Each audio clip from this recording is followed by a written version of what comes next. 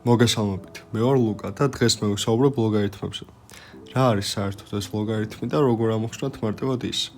პირველ რიგში ლოგარითმი რო გავიგოთ, უნდა გავხსენოთ რა არის ხარისხში აყვანა. მაგალითად 2 რო ავიყვანოთ მესამე ხარისხში უდრის 800.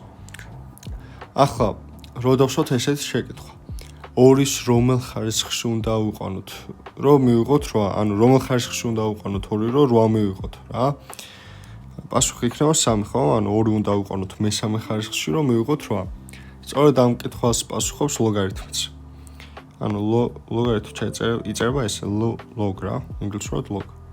log 2 ჭრილებში 8 უდრის, ანუ ეს ნიშნავს რომელ ხარისხში უნდა ავიყვანოთ 2 რომ მივიღოთ 8 უდრის 3-ს. წოწან გამოვთვალოთ. ანუ მოდი მარტივად რო გავაკეთოთ კიდე მაგალითი. log მაგალითად 3 91. რას ნიშნავს ეს? რომელ ხარისხში უნდა ავიყვანოთ 3 რომ მივიღოთ 91. 3 9 27 91. ანუ მეოთხე ხარისხში. ესე იგი ეს ნიშნავს რომ 3 რო ავიყვანოთ მეოთხე ხარისხში იქნება 91. ან მაგალითად რომელ ხარისხში უნდა ავიყვანოთ 2 რომ მივიღოთ 64. 2 4 8 6 32 ანუ მე-6 ხარისხში. 2 აყვანილი მე-6 ხარისხში უდრის 64-ს.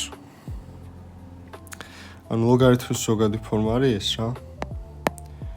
log a ფუძით b უდრის c. a არის ფუძე, b არის რიცხვი და c არის ჩვენი პასუხი. და მარტივად რო დავახსოვოთ, აი ესე იქნება. ახლა შეგახსენებთ ერთ საინტერესო რაღაცას. 5 ხარისხად 0 რა იქნება? ეს იქნება 1. 10 ხარისხად 0, ესეც იქნება 1. დავუშვათ 27 ხარისხად 0, ესეც იქნება 1. ეს 0 არის. ესე იგი რიცხვი რა ხარისხშიც რომელი რიცხვიც გინდა 0 ხარისხში რო ავიყვანოთ, ყოველთვის იქნება 1. და ეს როგორ შეგვიძლია გამოვიყვანოთ ლოგარითმში? ანუ ლოგარითმი 5-ის ფუძით 1-ისა იქნება 0. ლოგარითმი 10-ის ფუძით 1-ისა ესეც იქნება 0. იგივე 27 და ნებისმიერი რიცხვი ლოგარითმი 100-ის ფუძით 1-ისა იქნება ყოველთვის 0.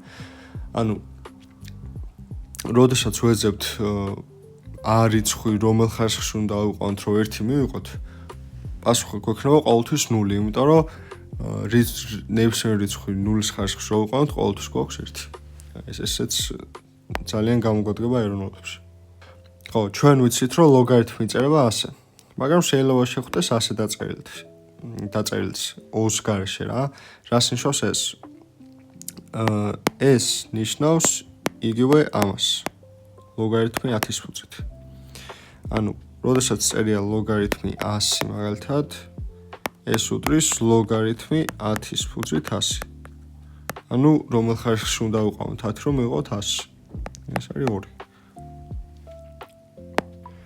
ლოგარითმებზე ბევრად მეტი შეგვიძლია კიდე რო ვილაპარაკოთ, თუმცა დღეისთვის მოკლედ რო განვიხილოთ რა არის ლოგარითმები, დღეისთვის საკმარისია. მადლობა რომ მომისმინეთ, იმედია რაც ვისაუბრე გასაგებად ვისაუბრეთ და ნახვამდის.